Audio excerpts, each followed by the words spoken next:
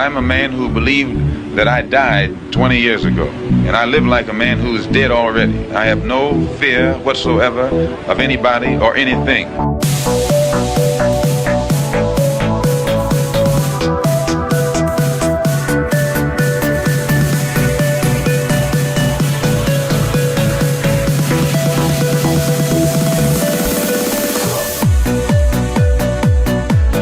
Gary Webb. I am an investigative journalist, and in 1996 I wrote a series of stories entitled Dark Alliance, which was about CIA involvement in drug trafficking.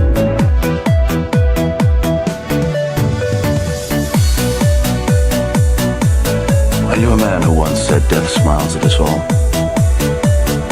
All a man can do is smile back. We've both been skull and bone, the secret society. It's so secret we can't talk about it. What does that mean for America? The conspiracy theorists are going to go I'm wild. sure they are. I don't know. I haven't seen the rest. Number 322. I have duty to report this afternoon that my friend and colleague, Tim Russert, collapsed and died early this afternoon. I may die in this cell tonight or in the arena tomorrow. I am a slave. What possible difference can I make? And no official of my administration, whether his rank is high or low, civilian or military, should interpret my words here tonight as an excuse to censor the news, to stifle dissent, to cover up our mistakes, or to withhold from the press and the public the facts they deserve to know.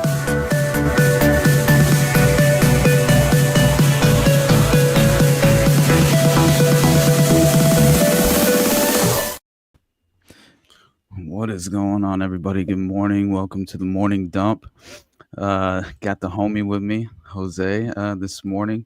Typically, we've been, you guys know, just doing it separately this past week. But yeah, anytime we can kind of, combine our powers, I think we'll do this as often as we possibly can. So I'm looking forward to that. But yeah, it's been an interesting couple of days, brother. Yeah, I know out here. Yeah. I mean, holy shit. Oh, for sure. I bet where you're at. You already got a notification. I mean, you were, you didn't even get to talk about this stuff yesterday because I forgot. You just, little housekeeping for the people out there.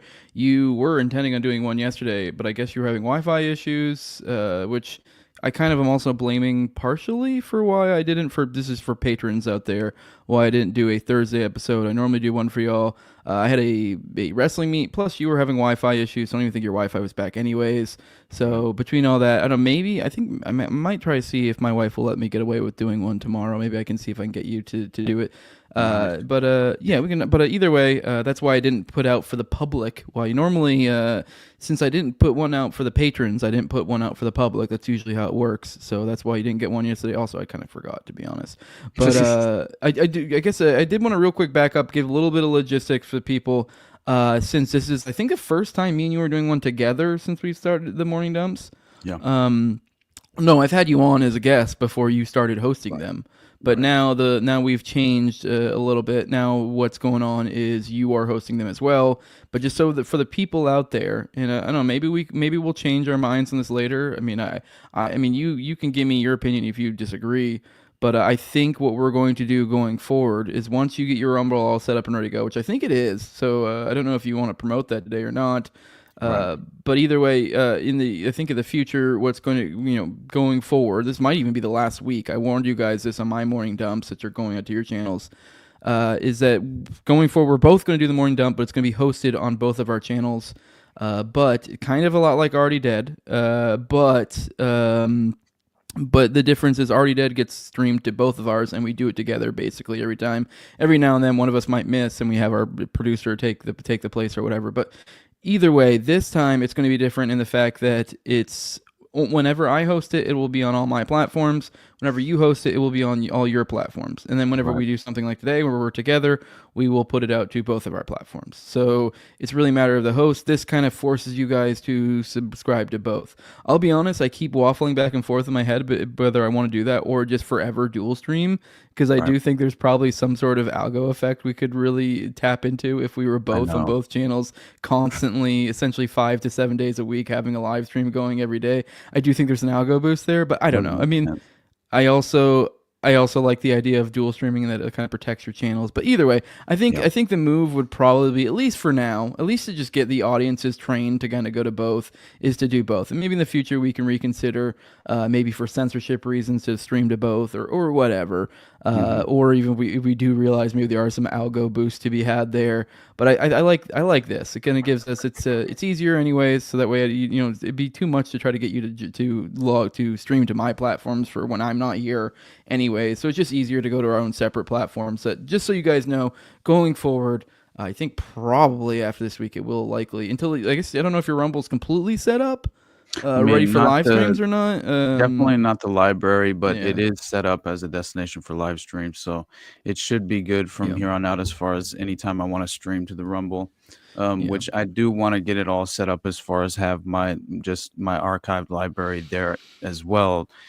If for any reason something were to happen to the YouTube, I of course want a backup. But yeah, that's basically my plan. It's just I've been dragging my feet after I got it set up as a destination for the live stream, because I was about to publish one of my first videos, and I was just like going through it, reading the licensing options and everything, and I was just trying to make sure that I didn't give some exclusive licensing option to Rumble and then have them remove my content on other platforms. So I was just kind of going through that annoying process, and I'll have to get that finished. But beyond, at least it's set up so we'll have an option to live stream there as well. So if people don't want to go to YouTube, then, because right now you're streaming to, whenever you're doing it, just because of the fact you don't have all the different platforms, you're streaming to your YouTube, my YouTube, and my Twitter currently, and going forward it's going to be your YouTube, your Rumble, your Twitter. At some point, because for that way you're boosting all your specific platforms. I mean, Twitter's kind of an afterthought, so like whatever. Like, I mean, it's the funny thing is, like, you get the most numbers. Like, for those who do live stream, you do see in the top corner, you'll see your live numbers. You get a ton from Twitter, but like you'll get like maybe one disparate person commenting in the live chat. That's so funny. What the fuck? So it's like, I don't know what kind of, I mean, I don't know, maybe it's just people don't like commenting on it, but I really think you're just not really getting views on Twitter. Right. So, but yeah, I get it, buddy. Did you see that that Ross Ulbricht, Silk Road, and the U.S. government was cleared to sell that 69,370 Bitcoin that was worth like 6.5 billion seized from Silk Road, and a federal judge ruled that the U.S. government was allowed to sell it, so they're just going to make a massive profit on Ross Ulbricht. And when did this happen? Because I didn't know about this. It just happened like on the 8th. Yeah, well, because I'm just wondering, because I thought when you mentioned that, I thought you were talking about the post from like, I think a couple weeks ago. So I was kind of like, you're a little slow on this. But I thought you were talking about the post where the FBI was posting about Ross Ulbricht and the Silk Road, kind of like, look at this, just kind of like a public service. Oh, yeah, I remember that. Look at this evil thing that we took care of. I forgot. And it's like, so you said that. I'm like, I don't know, maybe there's something to the timing. Especially since we haven't gotten, I almost feel like we'd already gotten a pardon, but we haven't. There's been no pardon, just so you guys know. Like, Trump's not in office yet, so there's no pardon of Ross Ulbricht. So there also is some aspect to them, like, kind of making moves. Is like, are they just trying to make it less palatable? Is that what they're trying to do? So he's less likely to do it. I don't know. I mean, obviously, I hope he gets out, but I don't know. I mean, it just seems like, is there some sort of other something going on there? Or What Now says, I see two channels in Rumble. Well, no, I think what that is, I mean, maybe you did fuck something up, but Rumble does this weird thing where you have like your forward you have like your actual your profile, like your profile, and then you have like your forward facing profile, if that makes no sense. Confused the shit out of me. Yeah, like, I'll be honest. I don't even understand why it does that at all, because you can see both as the public. So like people can find, like for mine, I have like obviously No Way Jose, and there's one that's like his that shows the No Way Jose but with no punctuation and no spaces, and it just says No Way Jose, and that is one of mine as well. And I'm like, what? Like, so people can look up both, but only one of them has any sort of significant amount of subscribers. But I think videos go out to both, but it's just bizarre. I don't even understand what the purpose of that is. It's just a weird Rumble-ism. So yeah, I would guess it's probably the one with the spaces. I would recommend that one. Yeah. Dude, I got to show the People's Champ for it. This was the funniest video that came out of LA of the fires. Honestly, it really was. Have you seen it yet? No, it's muted, by the way. I know. I didn't know if there I was just pulling it up real quick before. Okay. I have not seen this, but no. it is so funny, dude. So this is this is his this is this individual man's theory from Los Angeles about why these potential fires sparked out here in LA, and it's very hilarious. Again? Why is there a fire happening right now? There are multiple fires that are taking place. Yeah. Yeah. In the news, though, you're supposed to know. Well, I don't know how it started. We don't know how it started. There, winds. All the gay people in LA. Okay. Got the, unacceptable. Gina, unacceptable. Yeah, I've heard people talking about it. It's too funny, dude. Yeah. Like that was just something I thought it would be hilarious to bring. Good morning, Dr. Eek. Good morning, Samuel Dawes. Good morning, Bad Hat Area. We also are Team Fuck Toad for Vlad Cuddery. What's up? It's crazy you guys have so few subs. I agree. You guys should go out there and tell your friends about us. Tell me and Austin. Although I will say, like, you were really late on even starting the YouTube game, so that's part of why you are short 2K. I'm like 4 and some change. You're short, you really slacked, and I think you're really seeing what you were missing. Because like, I know I fucked up. Yeah, because you in the past, like what? I think we have gone to the point where it's basically almost 1.5K in the past like couple weeks that you have just boom out of nowhere. I mean, I guess one of your videos just hit the algo, and it seems a bit like then once that one hits, the other ones started to hit a little bit. They haven't hit quite as hard. I mean, it's weird. Like I forget, was it the Process Church one that hit so hard? Which is like, I like that one, but there are definitely other ones of yours that I was like, I like that one way more. So I'm like, but whatever. I mean, that one hit, so whatever. I mean, the other ones will probably hit too.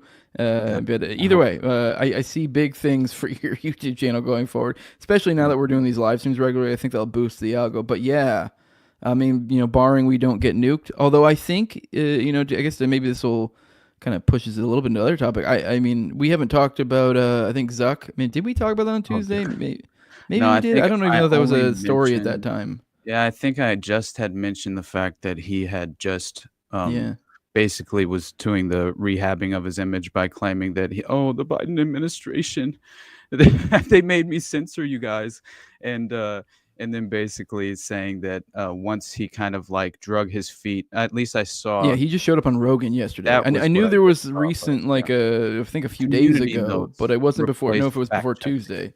Where he was talking about, I'm sorry, but it was on Tuesday, I think, when it had just broke either that day or maybe the day prior that he was replacing community notes or fact checkers with community notes, as far as like that was his, and then he had released this video to the public, right? This sort of PSA, right? And then, of course, the next couple days after Tuesday, he goes on Rogan. So yeah, but my only point I was getting is I think this does signal the coming forward. I mean, I guess between all the tech bros and how they're trying to make themselves the cool kids now, it does seem like there's a mad dash to scramble to buy currency essentially. We talked about this on my morning dump the other day where we were talking about Vivek, and like he did kind of like looks like, I might be wrong, some sort of business pump and dump, and then essentially wrote of like a faulty type loan of some sort. I don't even understand. I'm not like a business guy like that. But either way, it looks like he kind of had some shady stuff. He essentially took that shady stocks, sold them, and then kind of rode that wave of those stocks that were imploding as he was selling them, and rode them into he literally used them for his campaign funds. Right. So then he essentially cashed out one stock that was, had fatal flaws that were probably because of him and some shenanigans they did, and essentially looks like some corrupt stuff possibly. And then he essentially, swapped that out, the value of that out for in swapped currency from that currency to a currency of influence. Because think about, that's kind of what a presidential campaign is. I mean, you do get that money as well, but it is like, so he was selling campaign funds or his stocks from his company that were essentially a plummeting stock that was in reality plummeting, but on paper was looking good. And and was essentially used that to buy influence. Point being is, this is a long about way. It reminded me of Vivek as I was saying it, but I was more talking about tech bros and the trend, I think, for more free speech. So I think we'll be okay going forward. I mean, I know we have the title PizzaGate real, so we are pushing it a little bit. I know. I was like, oh no. But whatever.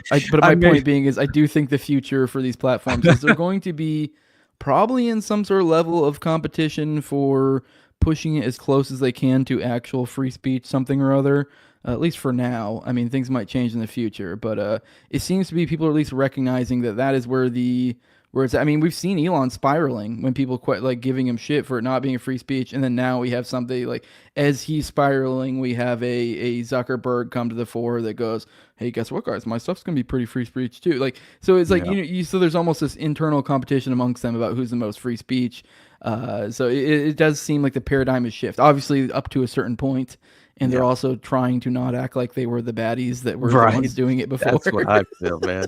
It's like, I hope that's it's just business incentive. I do think a lot of people have a good point in the aspect of that, like, while Zuck is kind of an evil cunt, it's like, to some extent, it was like he was responding to incentives and the threats of his business. Going to remain... Because he was kind of a bitch, and he was brought to Congress and was like, I mean, he's been working out stuff since, but before then he was a bitch.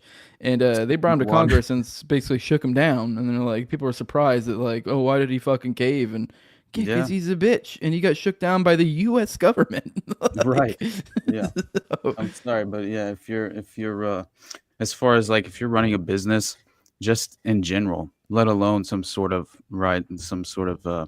a business with that sort of power and control and opportunity and financial, it's just like an entirely different scenario, because you're clearly like, and obviously when it comes to Meta or Facebook, you already know that it very much seems with the DARPA connections that it was the LifeLog project and sort of kind of passed into the private sector, and again, it's this interesting scenario where you see these characters larger than life, these personas kind of manufactured, where you tend to they always fit the pattern of this brilliant young eccentric genius, who would basically out of his basement or out of his garage or whatever, creates this but isn't Elon's mom something weird too? Like, I know there's something odd about her. I don't know enough about her, but is he someone that also comes from money? Like, I'm pretty sure he does. Oh, right? Yeah, absolutely. His father owned like emerald mines in South America, or in South Africa, right? And so he's a miner's kid. Yeah, bro. Well, like an owner of a mine. Like, I mean, it'd be more reputable if it was a miner's kid. You'd be like, well, that's from big money, man. I mean, they act like these people are like miners' kids that somehow like fucking hilarious. From their genius hit it big or something. Talking and you're like, about no, Elon, they're just You saw the alleged Israel pill that he was given, right? Oh my God, that was like a. Okay, actually, that's not. I don't know if I'd even saved that. I should have saved that. Now that I think about it, I don't think I did. I don't know why I didn't bookmark that. I'm sure it'd be easy to find, but like, yeah, that was something. For those who aren't terminally online, I'll give a little bit of a. There was some sort of video that Elon put out, and it was like over the top, fucking gobbling Zionist cum type shit. Like, for real, like it literally was like, they hate us, like the most over the top, like Netanyahu type Zio propaganda. And like, he put out a video of him speaking to troops, which, what the fuck? Like, where are you getting off? Like, coming to speak to troops and like giving motivational messages about stuff that you clearly don't know a lot about. And then it was Ian Carroll, which I believe we've discussed on the show. There's a lot of people who have some valid concerns about him, and like, I don't know. I mean, not that I think he's some sort of asset or anything, but a lot of people give him shit because he is kind of like someone who fell into the political game a little bit. So he does kind of make excuses, it seems like, sometimes for certain characters, like an RFK or a Donald J or DJT, to where like he will give him a little bit more room because it's like, I don't know. Not that I'm saying he's doing it intentionally, because incentives can be a bitch. Like, you can just not even realize it, and it's just. To some extent, it's like that's where his bread gets buttered. That's the people that are digging him. Like, that is he. So bucking against that. I mean, not saying that he's intentionally doing that. I'm just saying that might be And you know what? Maybe he's right. Maybe he knows more than I do. I don't know. Like, but yeah, I always he does make a lot of excuses for style. RFK. The big thing's Yeah. RFK makes a lot of excuses for him, and by extension, Donald J. Trump. So he'll it's not even that he's really making excuses for Donald J. Trump. He's making excuses for RFK because he is, you know what I mean? Like, so it's this political game.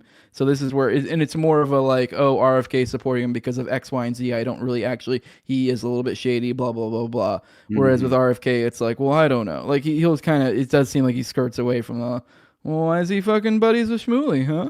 Right, yeah. Exactly. Yeah. It anyway. Sorry, I don't want to let this thread go because I do. Oh, I was giving a recap and we completely went off on the side. But no, essentially what happened is then Elon said, "What am I missing?" Because Ian Carroll said, for being such a smart guy or something like that, you seem to really miss it with this one thing. And then he goes, "What am I missing?" And then friggin'. Which I don't know if Elon's just that autistic and just doesn't realize who Ian Carroll was or what the deal. Like, this doesn't even think about that. Like, how are you just going to go, what are you missing? And not expect to get slapped by Ian Carroll. Because that's kind of like he does informative videos. It is like, it would make sense that he is the guy that's like, blam, like fucking tome. And he did. He did the whole, like, I'm not going to read all of that type thing.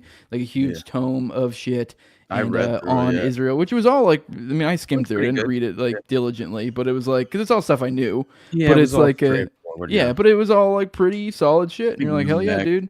And he over 10x ratioed him, which once again, I know if you're not a Twitter person, you're like, that sounds gay. Why are you talking about this? The point is, that's Elon Musk, the guy who owns Twitter on his own platform, kind of cucking for Israel. And then Ian Carroll comes in and then goes, let me tell you why Israel sucks. And then well over 10x the amount of people of him, you're essentially signaling that they agree with him as opposed to Elon Musk on this issue, which is pretty wild.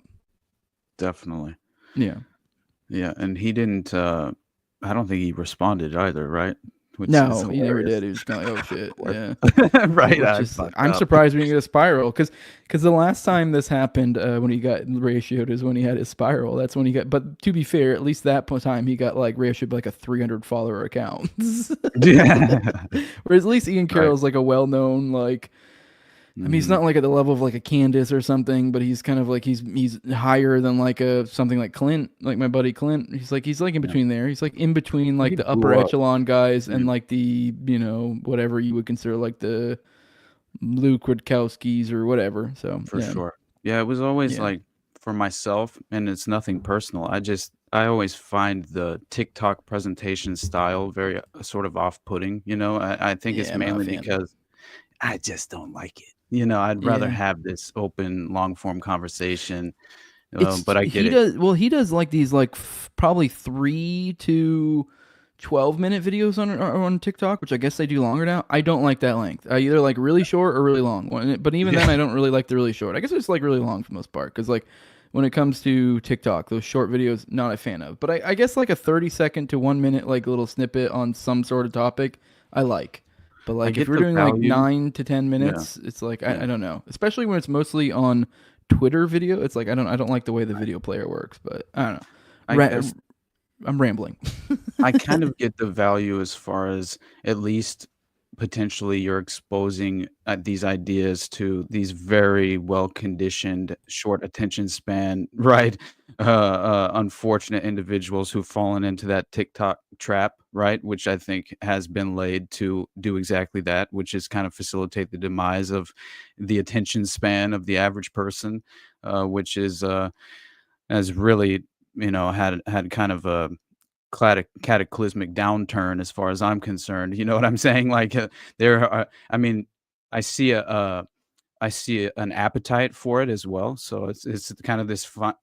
It's one or the other at this point. It's a choose your own reality simulation. I'm finding it. It's interesting, but depending on where you lie, within the spectrum itself politically, it seems to kind of, influence. Right. And guess what? What?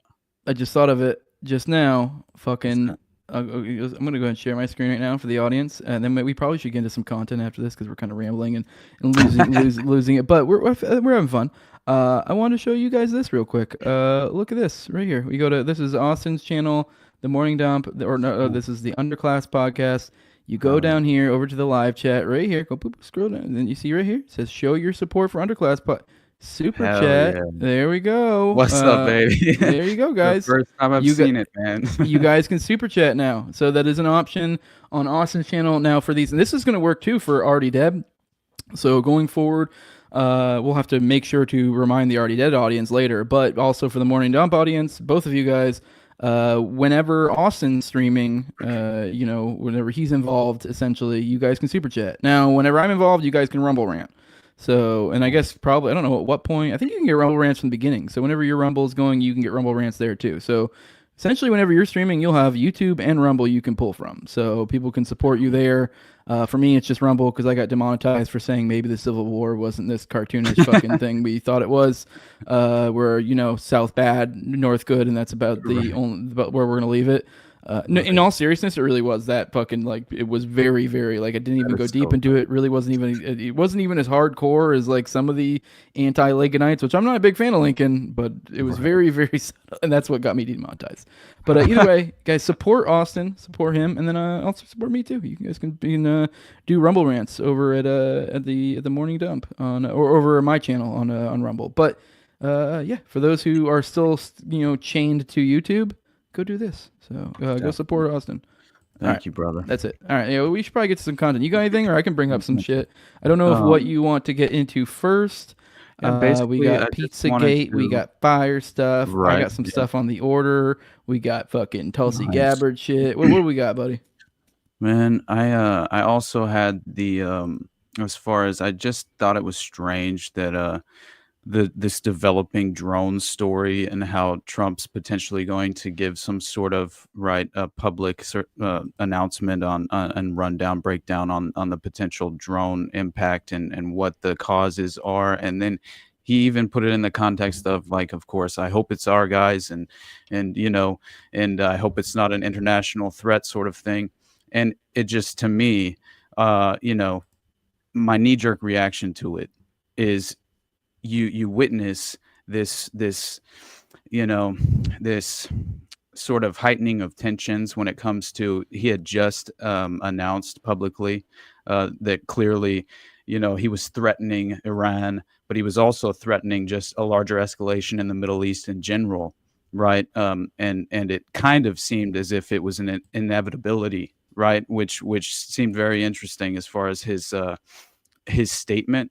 And so I think that just the fact that he's speaking in such, threatening and certain terms as well, as far as legitimately expanding this already a very large international conflict that's kind of all encompassing when it comes to this sort of tiptoe toward the unfortunate potential breakout of this global conflict, which has already sort of happening with all these proxy forces. But still, the fact of the matter is, in my mind, I see this sort of narrative surrounding the drones as a way to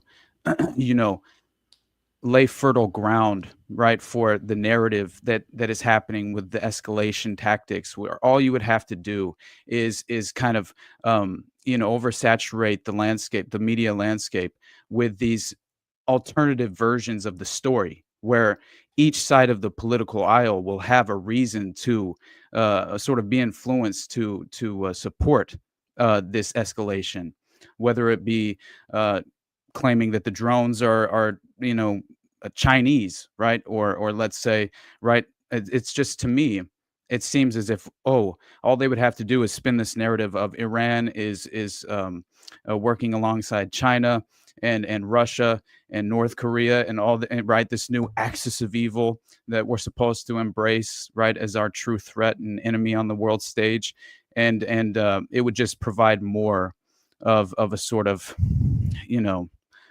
philosophical acceptance to embrace this unfortunate escalation. And that's what I think is potentially happening with with the drone narrative, because I truly do believe that these drones, man, they're in American airspace, right? Yeah. And they consistently come up with not only the Sean Ryan podcast, and it's like, which I mean, not to take it aside. I don't know if actually, real quick, I do want to. We do got a couple super chats for you. We got Rika Kaka.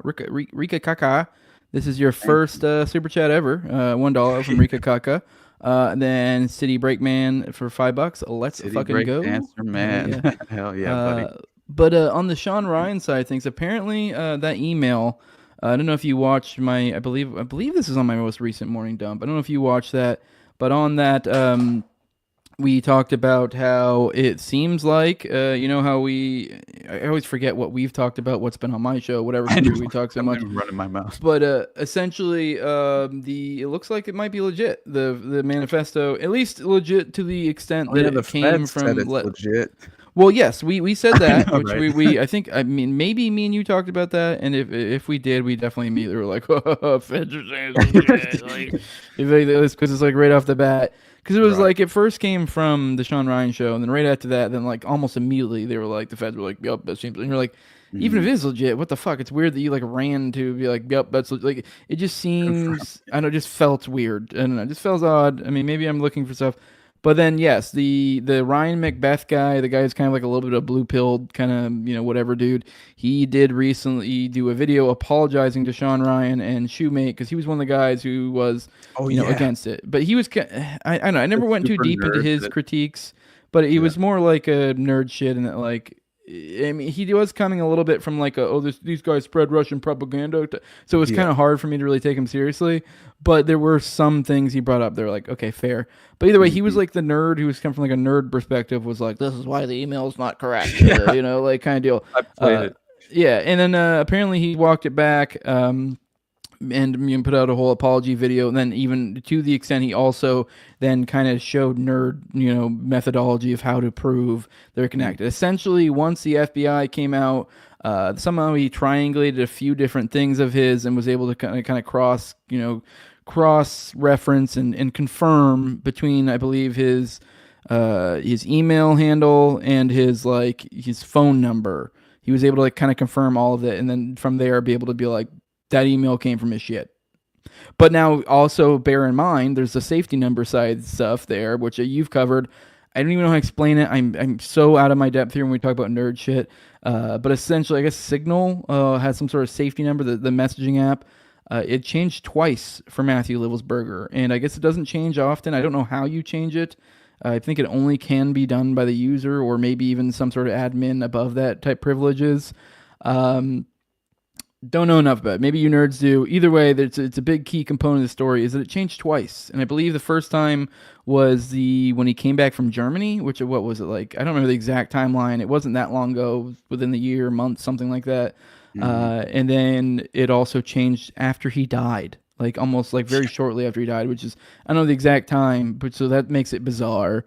But a lot of people initially pointed to the first one and were like, oh my God, it changed after he died. But the second one is when you're like, oh, you really should be paying attention to that one too, because as I just went through, Ryan Macbeth came out and he apologized to Sean Ryan and goes, I'm sorry I questioned this and blah, blah, blah. And now essentially what happens from a narrative big picture thing is everyone goes, I guess it's legit. And you're like, is it? I mean, you're kind of, just because it came from his email, just because it came from wherever, it's like, that does not mean it's legit. As I was kind of alluding to with this whole safety number, I don't know how this nerd shit, but someone could have hacked into his shit like the moment he came back from Germany.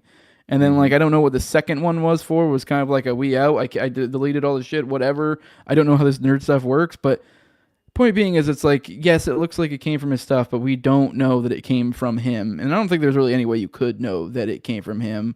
I mean, this is where the drone stuff came from. I'm assuming you were alluding to. I don't know if there were other stories you saw with drone stuff. I know the fires. There's been a lot of people alluding. There's some sort of targeting type stuff going on there. Maybe that's drone related somehow too. But I saw. Yeah. Who knows? Drones are hot right now. They're so hot right now. Console. Oh shit. So I will say that just watching all the videos come through with during the LA fires, to actually witness so many different alleged UFO sightings. But in reality, if you look at all the different sightings, it very much seems as if, and each one of them seem to be during the fires and over the areas that are clearly, ablaze. And so my first thought is, of course, like, well, it could, of course, be some sort of way that they're attempting to, control the damage and put the fire out, whatever, capability that we're unaware of.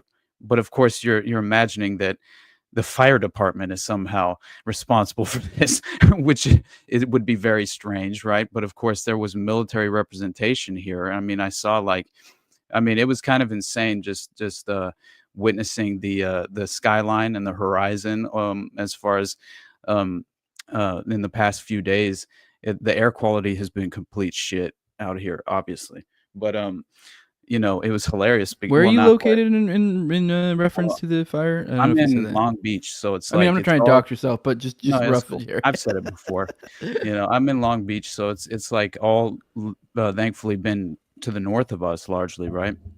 Mhm. And so, because most of it's been like, it started Pacific Palisades, right? Which basically Highway 1, which is the PCH, Pacific Coast Highway, was even closed and closed down, and because it burned all the way to the water, and yeah, basically between Santa Monica and Malibu was just complete and utter devastation.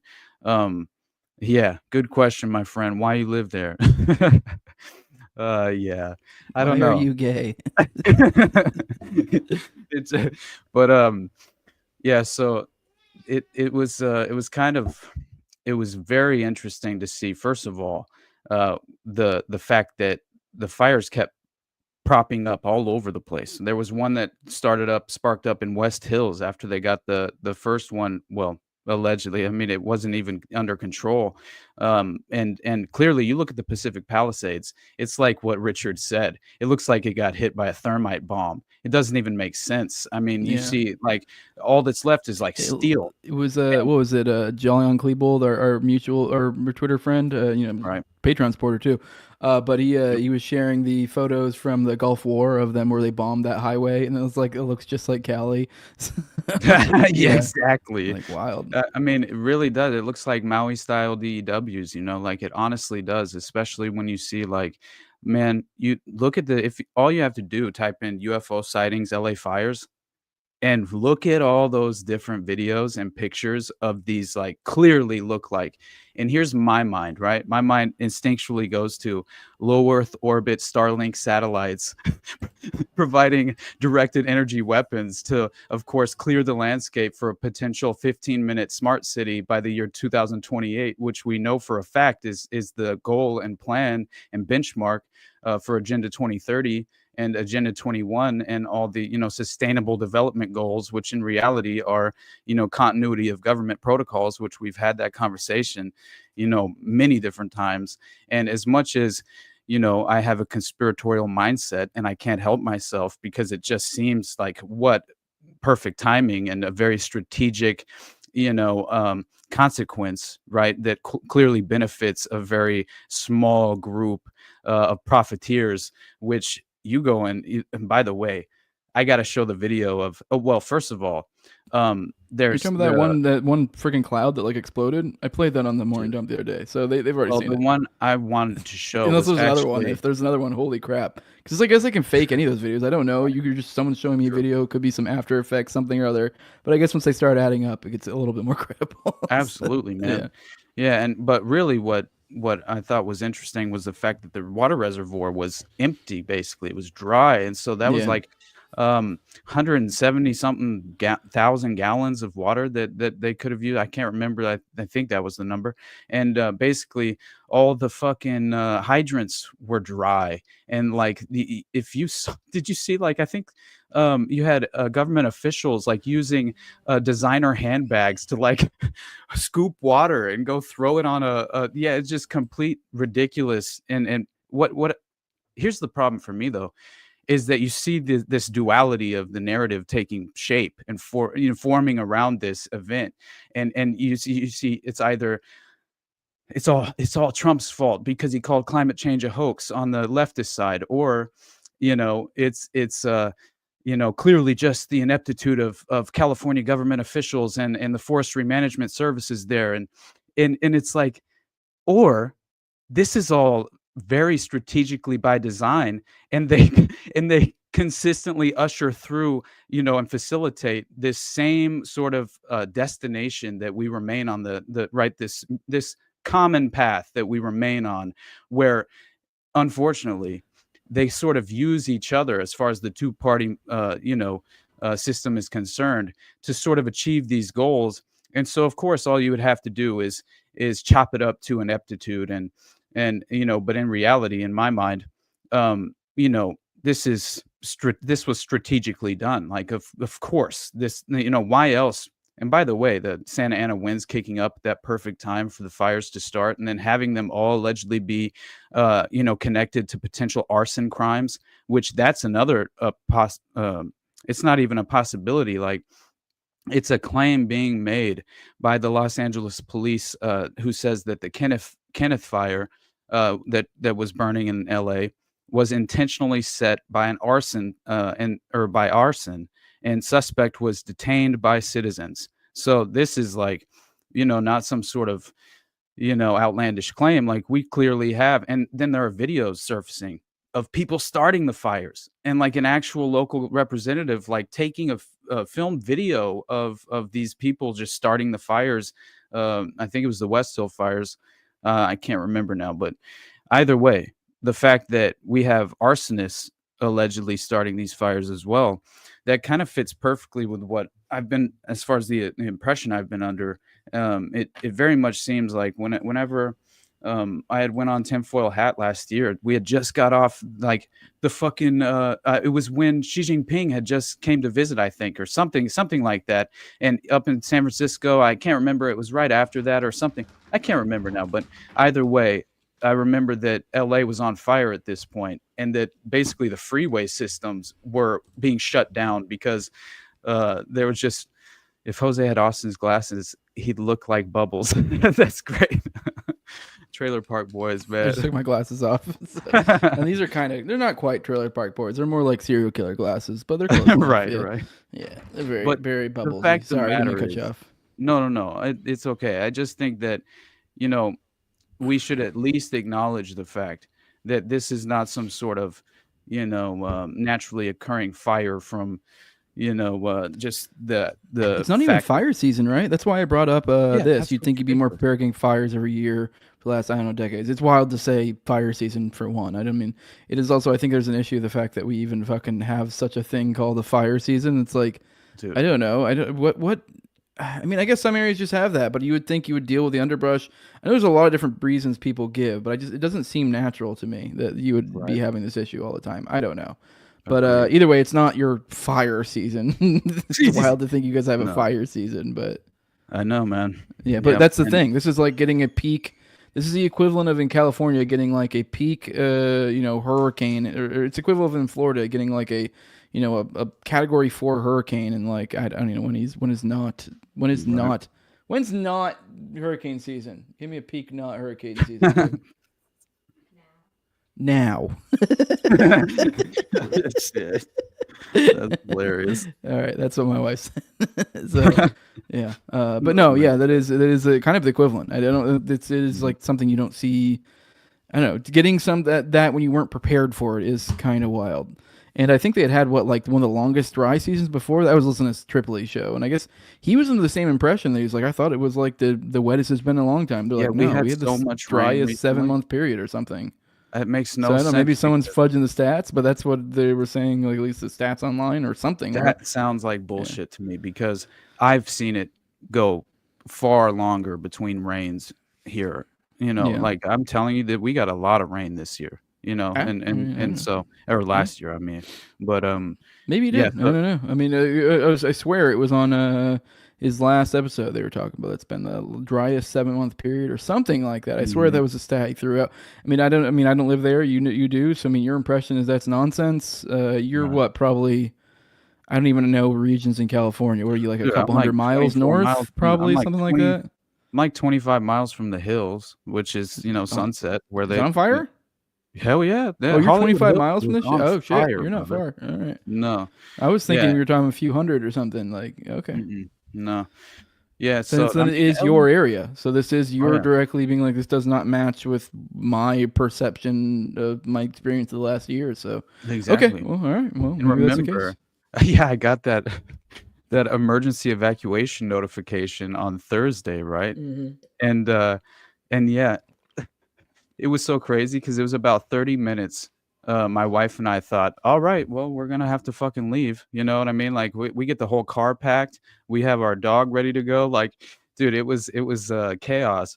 And then we get a new emergency notification that says false alarm, and this emergency evacuation notice went out to every person in Los Angeles, which is just so funny. And again, like, how does that not remind you of the alleged or not alleged, but of the Hawaii thing? That's the only thing. Do you remember the Hawaii nuclear attack allegedly? Yeah. I just thought that was kind of funny. But anyway, it's still, as far as the Maui connection to the potential DEW style fires, that was the main reason. You got Visigoth saying, remember they caught all those Antifa setting wildfires in 2020? I vaguely recall that. I don't remember ever diving into that. It's so crazy. The great thing about doing this show now, like in the frequency that we're doing this, is like now in the future, in like say 5 years now, when they go, remember when X and X thing was happening in 2025? You're like, yeah, I was covering it like a motherfucker. Yeah, I know, right? For sure, dude. As opposed to just being some retard, just going with the flow and not paying attention to it daily. Although I wouldn't say that's probably good for your health. You probably shouldn't pay attention that closely, which is kind of how they get you. Because the idea that you should be paying attention to every little in and out of every little fucking story is ridiculous. But that's where they get you. They fucking, as I kind of pointed out with the Sean Ryan story a minute ago, I mean, don't get me wrong, I don't even know. Well, once again, we're not sure where this thing originated from, but we had the signal data that we've referred to. But then people get mixed up, and then they go, oh, they doubt that it even came from his email at all, or the veracity of the email. They think it's completely forged by these people. Like, that's their impression. And when they find out that's not the case, and they go, well, guess it's real, and then they just move on with their life. It's like, yeah, but there was like a whole lot of other stuff. There's a whole lot of other maybe ifs and maybes, but people just don't have the wavelength to pay attention to stuff like this. And I get it. You probably shouldn't. So right. Yeah, and it is like it. That's what is sort of demoralizing about it all, is just that it is overwhelming, and so it's like you have to compartmentalize these things for your own well-being, honestly, because otherwise it's going to have some sort of emotional impact, and it probably will anyway. But it's just like I feel like it's so important to, at least for myself, man. I know personally, things do emotionally affect me very deeply. So I have to, and I don't realize it sometimes, because I'll just be sitting there 6 to 8 hours. I'll be reading court documents about some of the worst abuse you could ever imagine. I'm like, I'm okay. I'm fine. And then by the end of it, I'm like, I'm not okay. Like fucking it. I mean, it's kind of a I mean, I did the live reading of the Jutro stuff on the morning dump. So you can go look back. There was a whole, got up to like part 15, I think. Yeah, there were times I just had to change words. I had to not read things. It's like, God, it gets heavy. All right, dude, I gotta get out of here. I told you I might have a hard out in like around like an hour. I want to cover this story before we go, because we have just kind of riffed and shoot the bull, which is fine. That's great. That's a great. But I did want to get out of here. I promised my wife and kids I'd take them out to go shopping, but I wanted to squeeze the stream in real quick. So, all right, we're gonna go. But I wanted to cover this because this is kind of the biggest news of the recent news, I think. Obviously, aside from the fires, but there is obviously the PizzaGate stuff. But I figured I could leave you to handle that after I go. That's very much that's you, baby. That's all you. I know, right? That's your. I mean, don't get me wrong. I find that stuff interesting, but you are way more knowledgeable in that, anyways. But this started. I don't know. Let me see. Is this actually from? Who is this from? This is. Sorry, I want to see who the article is from first. I don't even see a title. All right, it's from the Punch Bowl News, whoever that is, but this is shared by Glenn Greenwald. I don't know if he's the one who wrote it. If so, I'm not seeing it. I want to read it real quick for you guys so that we have all the information. It's pretty short. I just scrolled through it, but here's the tweet first off from Glenn Greenwald. This is how Washington really works. GOP senators are telling Tulsi Gabbard that the only way she has a chance to be confirmed is if she renounces her long-standing opposition to mass FBI/NSA domestic spying powers and vows to support FISA Section 702. And he shares this article that says Gabbard reverses course on key intel gathering tool as nomination cheaters. All right, so here we go. Share this tab. Here is the article from Punch Bowl News. I don't know who wrote this. I'm not seeing an author here. But news, former Representative Tulsi Gabbard, Hawaii, President-elect Donald Trump's nominee for Director of National Intelligence, is changing her tune on a key intelligence gathering authority she once sought to repeal as her Senate confirmation hangs in the balance. Gabbard's past criticisms of Section 702, which she has been vocal about that. I've listened to her in many podcasts and Joe Rogan, stuff like that. She definitely is. Of the FISA, Foreign Intelligence Surveillance Act, have emerged as a central issue in her confirmation process, leaving GOP senators, including some in leadership, increasingly skeptical about the former Democrats' confirmation prospects. In her first public comment since being nominated, Gabbard told us in an exclusive statement that she now supports Section 702, saying the program is crucial and must be safeguarded to protect our nation while ensuring the civil liberties of Americans. You know who this reminds me of exactly right now? I mean, we got to finish this article, but Mike Johnson. I don't know if you guys remember when Mike Johnson got put in. He was supposed to be the big savior, and then all of a sudden, I believe it might even have actually been FISA, but there were like multiple things that he all of a sudden was like, you know what, I used to have a different opinion, but like someone took me in a back room and like they're saying it's really important. So I think it's really important. If confirmed as DNI, I will uphold America's Fourth Amendment rights while maintaining vital national security tools like Section 702 to ensure the safety and freedom of the American people, Gabbard said. In private meetings, senators are questioning Gabbard about legislation she introduced in 2020 that would repeal Section 702. However, Gabbard now appears to be walking that back, citing Fourth Amendment protections implemented since then to prevent the incidental collection of Americans' data. My prior concerns about FISA were based on insufficient protections for civil liberties, particularly regarding the FBI's misuse of warrantless search powers on American citizens. Significant FISA reforms have been enacted since my time in Congress to address these issues. All right, we're almost there. Inside Gabbard's Senate meetings, multiple senators from both parties who met with the former Hawaii lawmaker in recent days told us they emerged from those sessions unsure about Gabbard's position on the 702 program. During those meetings, senators had pressed Gabbard on her previous public statements about the issue, as well as her votes against 702 reauthorizations throughout her 8 years in Congress. So she has gone from complete voting record swapped as well to that extent. GOP national security hawks in particular viewed this as problematic, we're told, fueling renewed doubts about her confirmation prospects. Senator James Lankford from Oklahoma, a Republican, a member of the Senate Intelligence Committee, suggested on a Wall Street Journal podcast Wednesday that Gabbard should disavow her previous opposition to the 702 program. Senate Intelligence Committee Chair Tom Cotton, Republican from Arkansas, also sent us a statement Thursday night supporting Gabbard's 702 stance, a key indicator of how the GOP leadership is thinking about her nomination. Tulsi Gabbard has assured me in our conversations that she supports Section 702 as recently amended and that she will follow the law and support its reauthorization as DNI, Cotton said.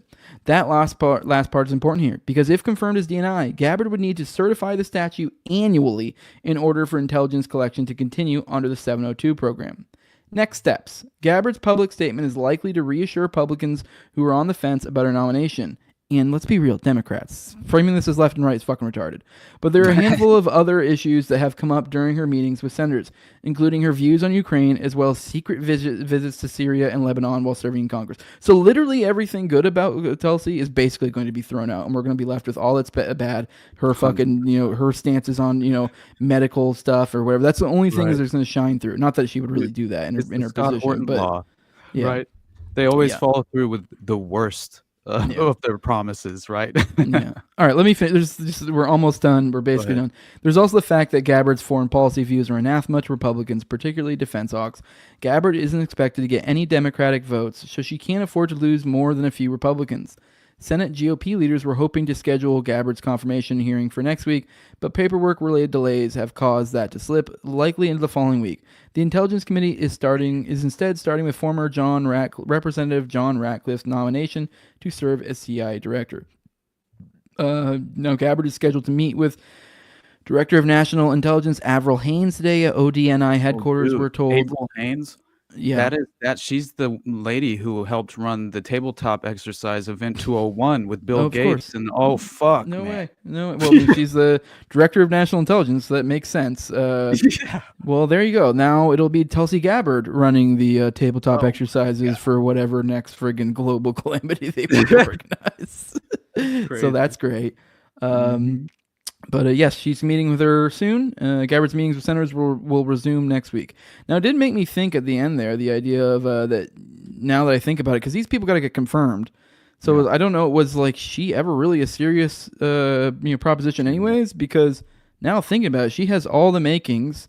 She has completely, like, for one, it's like Democrats don't really want to put through any of its people anyways.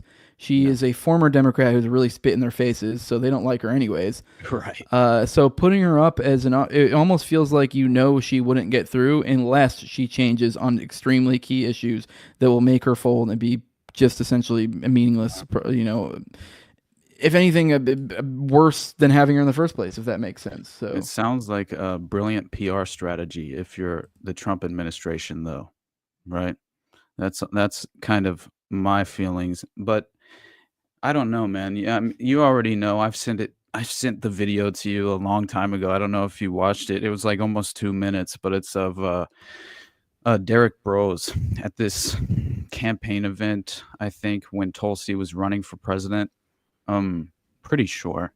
But either way, it was, she was like, basically Derek got the chance to kind of walk with her and her team out to, the transportation services, and he kind of reels her in, seductively by asking a few softball questions, and then, throws the fastball and and basically asks about her connections to the World Economic Forum and being listed as a young global leader and being legitimately a part of the program. And actually even, she went as far as to, acknowledge it herself on her various social media platforms, and also, brag about it essentially, which so it was it seems as if she was very proud to begin with as far as these connections in the beginning. So then when you get this sort of,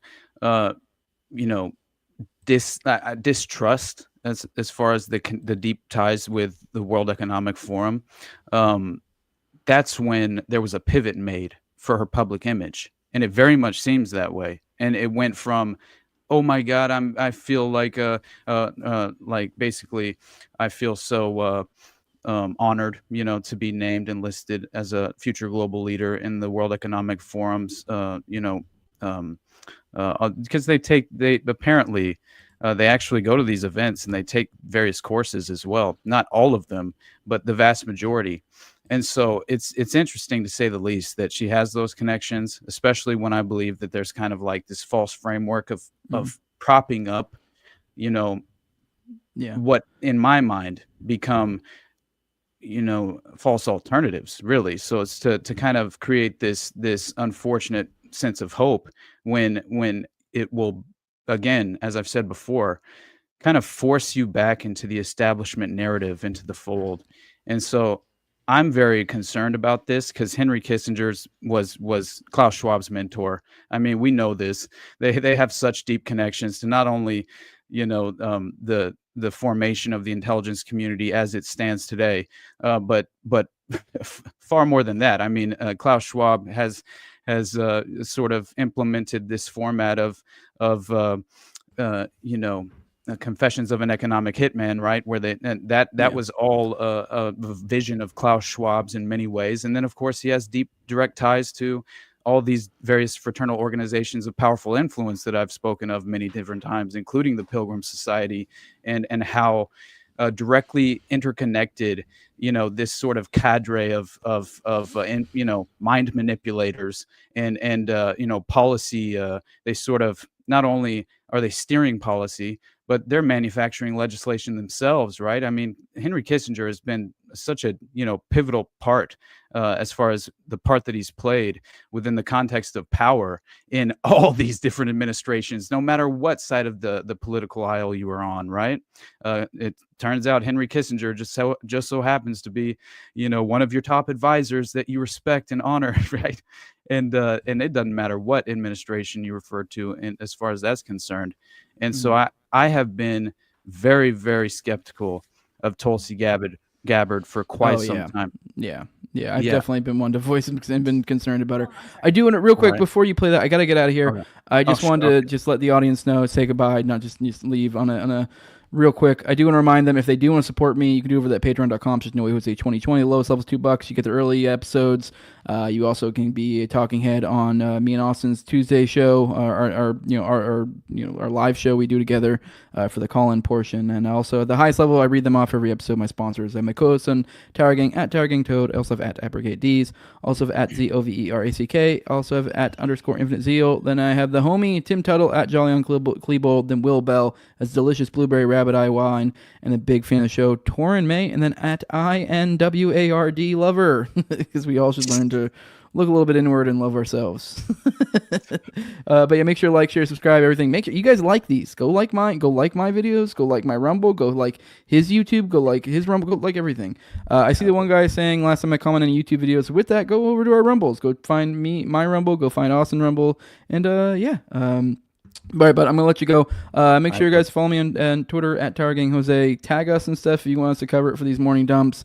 So follow both of our channels. But with that, I'm gonna don't leave. This isn't me saying the show's over. I'm passing it off to Austin, and he's gonna talk to you guys about PizzaGate, more about Tulsi, and a whole lot more. But all right, see you guys. Love you, brother. Deuces. Have a good day, man. You too. See you, bud. Bye. Later. All right, guys. So I'll play the rest of this Tulsi video just because, like I said, it's not any sort of smoking gun, but at the very least, it gave me pause as far as her reaction to it, because and again, this could be, a multitude of things. It could be, let's say, her just naturally reacting to the setup, right? Because clearly, if you're acting in bad faith and trying to kind of lay this sort of trap as a member of the media, then it's very annoying at the very least, and I would say off-putting as well. So I would imagine that most people would sort of react a little negatively as far as that was concerned. So I'm not surprised by that, but it is interesting as far as her reaction to the question. So let's check out this video of Derek Bros, again from the Conscious Resistance. He's done phenomenal work on many different things, including I remember he really did amazing work on the Finders cult, right? And that was one of the most important stories that I've really ever come across as far as proving out real intelligence connections to these child trafficking networks and operations, unfortunately. But anyway, so let's listen in on this sort of, of course, as I said, kind of setting the stage. Derek Bros was given the opportunity to he took the opportunity when he found himself at this sort of, press event for Tulsi Gabbard. At the time, I can't remember if it was when she was running for president during the primaries, or I'm not quite certain, but anyway, it's worthwhile. So listen in. We really don't have time though. I appreciate that. I'm just looking. I don't know. Where are you guys based out of? I'm based in Houston originally, and I do independent media. Okay. And I'm here as a speaker. I'm also candidate for mayor of Houston right now, so I was kind of here on that issue. But I just wanted to. A lot of my audience follows your work and supports everything that you do. So just wanted to ask a question. Yeah, I got literally like 30 seconds. Okay, I've got 30 seconds with you then. There's people who really support your anti-war stances, and there's others who have concerns that you've addressed about alleged connections to the World Economic Forum, young global leaders. And I heard on Dr. Drew, you said that, that wasn't true. So I just wanted to give you a chance to elaborate on that. I've talked about this in different podcasts, Dr. Drew's podcast, Cameron Haynes' podcast. Mickey Willis just talked a little bit about it. There's not much more to say other than the fact that they put me on their website. That's pretty much it. You don't know why they put you there? Well, that's a much longer conversation. I can guess why they probably did. What about this 2015 tweet from you that says, "I'm honored to be selected as the 2015 Young Global Leaders"? Is this your tweet? Yeah, it is. So does that mean that you were selected as a Young Global Leader? They put me on their website. And you're saying you're honored to be selected we as gotta go. We give you 30 seconds. I put out the tweet thinking, hey, here's an opportunity for me to represent my community. Didn't know much about the World Economic Forum, what they were about, what they stood for. I'd never gotten a phone call from them, didn't know anything other than seeing my name pop up on their website. Have you asked them to take your name down? We're done. We have. You have? Yes. Yeah. Well, long thank time you. ago. I'm just giving her a chance to address it further. Yeah. Thank Well, you. I mean, I've addressed it over and over. I got nothing to hide. I haven't heard much beyond Dr. Drew, so thank you again for addressing it. Have a good night. Well played, Derek. I really enjoyed that interaction, mainly because at the very least, this is how you I would imagine it's what I expect from on the ground journalism. Like if you're attempting to hold power to account and ask the right questions, I think the first thing you should do is question these individuals' connections to special interest groups, right? These organizations that are clearly, affecting not policy at a international global level, right? And so they have too much control, too much of a foothold, on power as it's constructed. And so I just think that that connection in itself it's worthwhile acknowledging, right? Because it definitely concerns me that anyone who's being presented as a plausible alternative to the status quo, um, and then you notice they have the exact same connections to these very same special interest groups that are controlling the outcome, then yeah, that's by design. I can't imagine that it's anything but. And so that's something that has really gave me pause surrounding Tulsi, since even when she was getting all of the amazing coverage and positive, as far as just the presentation of Tulsi when she sort of kneecapped Kamala during the primaries, which was probably her best day in the sun.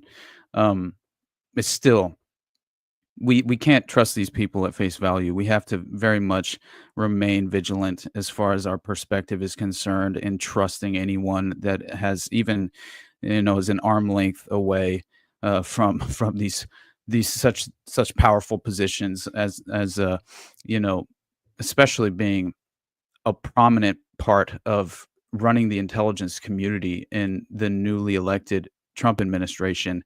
Like, I couldn't even imagine.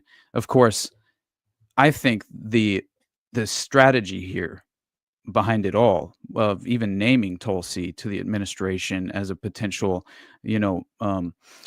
candidate, was basically just for marketing in itself, right? And that's something that it's unfortunate, but it is a sort of win in itself, naming these individuals that have a little more support within the landscape of our like-minded group of thinkers, because it seems like, oh, well, this is a step in the right direction. At least it's a step away from the old neocon, but it again is this false alternative being presented, and in reality it's a recycled tactic, and we're falling into the same exact trap. And so I had mentioned the drones earlier before I get into the Pizzagate narrative, because I think it is important for us to at least cover that Edgar Madison Welch, the the kid who went into Comet Ping Pong Pizza, in DC, and shot up that computer, he inevitably wound up dead this past week. And so that was a very interesting situation, how it played out. But before we get there, I had mentioned the drones, because it's clearly being manufactured as some sort of narrative that will create a pretext for us to sort of I would imagine embrace these foreign policy positions of this new incoming administration, which in many ways are going to escalate these international conflicts. And I would imagine the only one that might wind down would be the war in Ukraine. And that will, of course, be pointed at as some sort of, and it is a victory. And don't get me wrong, like, of course, anytime that a conflict is winding down and there's some sort of, potential end to the conflict, we have to take our victory when we can. But usually it is exactly the unfortunate situation where we find ourselves, is that they always replace one conflict with the next. And so there's usually always one being generated behind the scenes, and it will unfortunately take the place of whatever, let's say Ukraine, right? We could easily see a pivot to even a war with Iran at this point, with the way things are kind of escalating at this very moment. And so to hear Trump put it in the terms of such a threatening statement, right, to just Iran and the Middle Eastern conflict, right, because he was clearly trying to suggest that, not only was it a blatant threat, but it was like out and out, we will inevitably escalate within the Middle East. And then he's connecting, right, January 6th to Hezbollah. So you have this sort of Israel, this Israeli tactic playing out. And so let me find the video of Trump actually talking about the hostages, because I think this is it, when he gave a speech at Mar-a-Lago. And of course, keep in mind, we had talked about on Tuesday that, right, we see this strange situation playing out with the Gulf of America and bringing Greenland into the fold and suggesting Canada as the 51st state. And all of that fits within the globalist playbook of the New World Order framework, which is straight out of the Club of Rome and the Committee of 300 and the Changing Images of Man, which I've said before. But it's very important to understand that, because it is clearly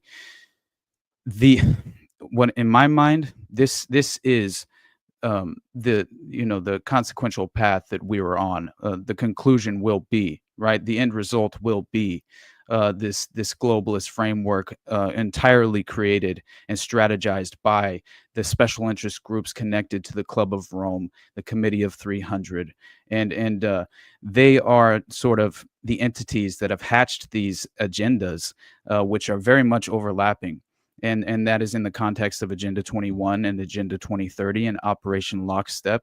And and so it's just, in more ways than one, this is playing out right on the world stage in real time. And it's something that cannot go without acknowledgement. And once you are kind of read in on those agenda benchmarks, then you no longer run the risk of vulnerability to falling into these, preordained, pre-established traps that have been set for us, whether it's philosophically, ideological, whatever, the window dressings are. We must remain skeptical, right? Because it's all very much strategically by design to usher through this inevitable result. And yeah, I think that, of course, you always need some sort of international conflict to kind of rebuild from the ashes, right? It's how they've always redesigned the world stage, as far as the various just redrawing of the nation state lines and how we're right. It's just, again, recycled playbook, but it's something that once you become aware, you no longer fall into this ridiculous false narrative. And so this is an interesting statement that Trump makes from Mar-a-Lago. And I think it's something that we very much have to be aware of, because I think this will play out within this upcoming year. And as much as, we talk about PSYOP season, I mean, I'm very concerned that, we're going to see a very strong escalation in as far as the sort of doing the strategic bidding of Israel in more ways than one on the world stage as well, which has been a very unfortunate thing that's playing out, But so Iran is on the table in my mind, and I feel like the war drums have not been, have almost never been as loud as far as beating for Tehran, and there will be some sort of attempt at, whether it's an attempted coup from within, sort of like an NGO style soft coup, but they always, soften up, right, the target with major escalation with bombings and things of that nature. So that's exactly the playbook they utilized overthrowing Bashar al-Assad in Syria.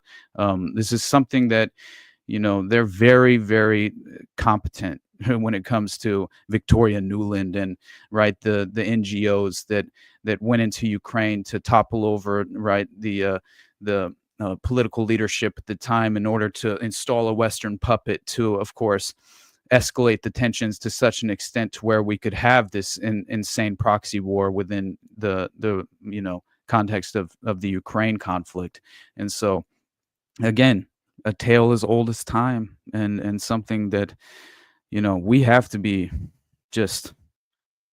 aware of these strategic implications of the intelligence community. So let's listen into this, and then we'll probably pivot to maybe a little bit more about the LA fires, and then finish with the PizzaGate story. I had a story about Anthony Schatz, this profile that was connected to the Delphi murders, the Snapchat profile. I might talk about that. We'll see how much time we have. We don't have too much time left, but let's get into this real quick. I don't know anyone who delegates better than President Trump. He gives us a lot of authority to speak on his behalf, and he exhorts us to speak emphatically. And emphatically means you better do this, because the alternative. Do you think they're waiting for President Trump to take office? No, I think they heard him loud and clear. Better get done by the inaugural. But when you say all hell will Before I be paid, take off. all hell must be paid if they don't release the You know what that hostages. means, don't you? Well, Do I have to define it for you? all I know hell you're not will gonna break out. telegraph If those hostages aren't back, I don't want to hurt your negotiation. If they're not back by the time I get into office, all hell will break out in the Middle East. And it will not be good for Hamas, and it will not be good, frankly, for anyone. All hell will break out. I don't have to say anymore, but that's what it is. And they should have given them back a long time. They should have never taken them. There should have never been the attack of October 7th. People forget that. But there was, and many people are killed. They're no longer hostages. I have people from Israel and others calling, begging me to get, we had also people there from the United States, just so you know. They're holding some so-called hostages from the U.S. But I've had mothers come to me and fathers crying, can I get the body of their son back? Can I get the body of their daughter back? All right, that was not the clip I thought it was, but it was when it was. I don't know anyone who delegates better than. It is right after that. He is when he actually threatens an escalation. It could have also been within the context of this clip and Hezbollah being involved in January 6th. Those who were charged with violent offenses. Well, we're looking at it, and we have other people in there. And as you see, I guess 24 or 28 people came now from the FBI. That came out very quietly. Nobody reported it, but they had people in some form related to the FBI. They had 4 or 5 people that were strongly related to the FBI. We have to find out about that. We have to find out about Hezbollah. We have to find out about who exactly was in that whole thing, because people that did some bad things were not prosecuted. I see it all the time, and you see it too. People that were doing some bad things weren't prosecuted, and people that didn't even walk into the building are in jail right now. So we'll be looking at the whole thing, but I'll be making major pardons, yes. And I hope that the J6ers actually do get pardoned. Now, it would be amazing if there were truly some sort of investigation into federal involvement, but I think that's a little bit too on the nose, right? For some sort of, transparency, like honest transparency. I think that's too much for us to expect. But yeah, if you can't see this, what I'm pulling up here is this Club of Rome Committee of 300 map, right? That was basically. The group was organized in 1968 by the Morgenthau Group for the purpose of accelerating the plans to have the New World Order in place by the year 2000. In 76, the United States Association of the Club of Rome was formed for the purpose of shutting down the U.S. economy gradually.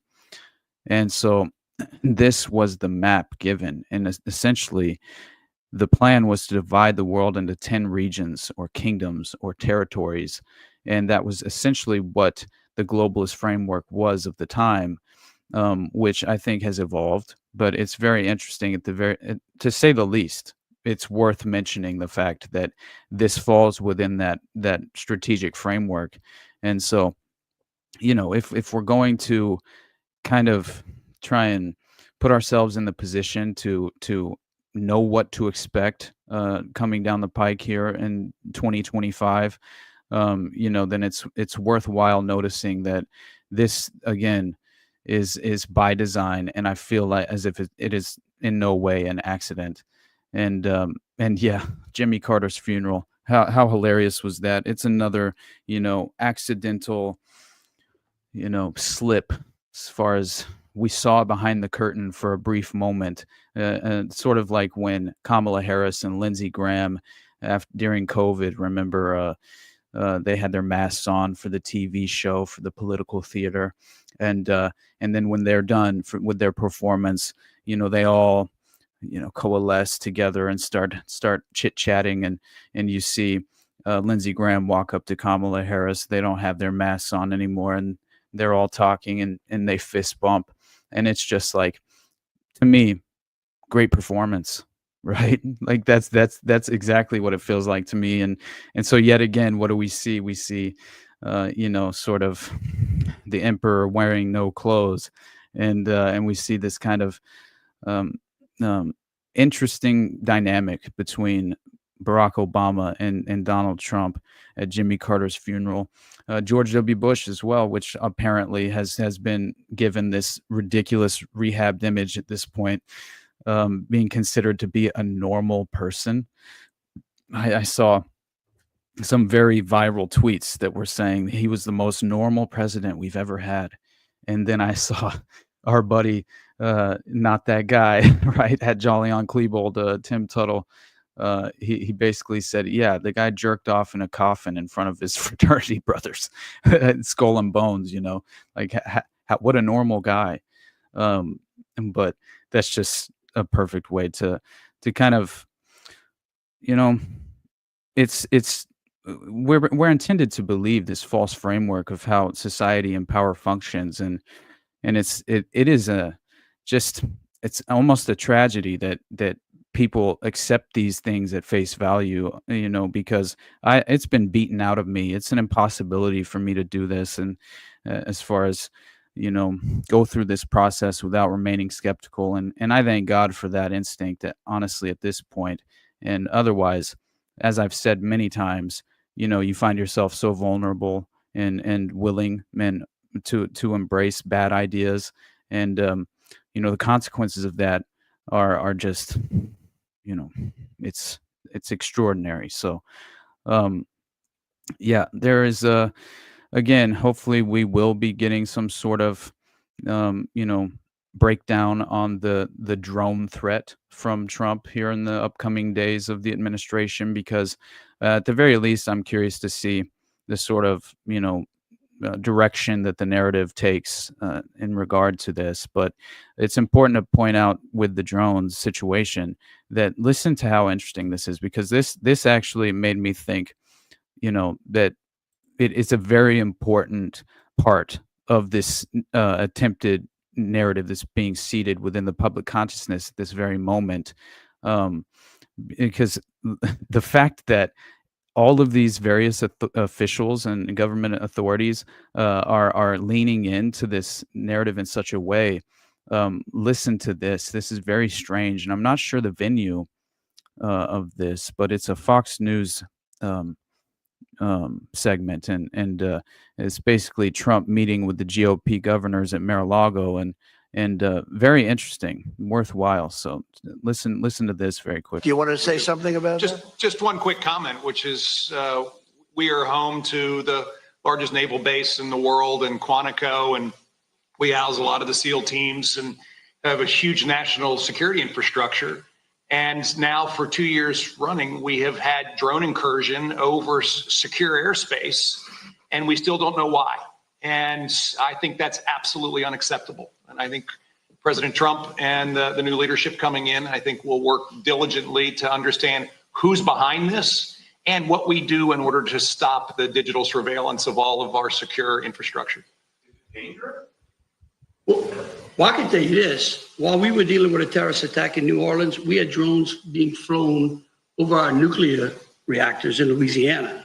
And we brought that attention to the FAA. We've been asking the FAA to give these states. That is a crazy statement to me. So during the terrorist attacks in New Orleans, there were drones. Now, I was unaware that this was even a part of the New Orleans story. So let's hear it. I would like him to repeat that. That was very interesting. In Louisiana. And we brought that attention to nuclear reactors. Nuclear reactors in Louisiana? Is that what New Orleans, we had drones being flown over our nuclear reactors in Louisiana. And we brought that attention to the FAA. We've been asking the FAA to give these states the ability to mitigate these drones. And it's sitting on some bureaucrat's desk. And that's real. Nobody knows. They don't want to talk about it. Go ahead, Governor, you're going to say? I was just going to say we have drones in Wyoming flying over our infrastructure as well. And it's incredibly frustrating that we not only have no way of knowing what it is, but nobody knows how to deal with them. They don't want to talk about it, and nobody knows why. They don't want to talk about it. That could be us sending drones. I hope that's the case, us doing it and doing research, and maybe they don't want to talk about it from that standpoint. I hope it's not an enemy, but we're going to find out on the 21st, the day after. You have to give me a little time for the inauguration, but shortly thereafter, we'll give you a report on it. We'll tell you exactly what it is. They know, and it's very strange that they aren't talking about it. Well, that is very strange. There's no doubt in my mind that it will be used as some sort of pretext. I would imagine that it's more viable as an option to sort of set the stage for the international conflict factor within this narrative.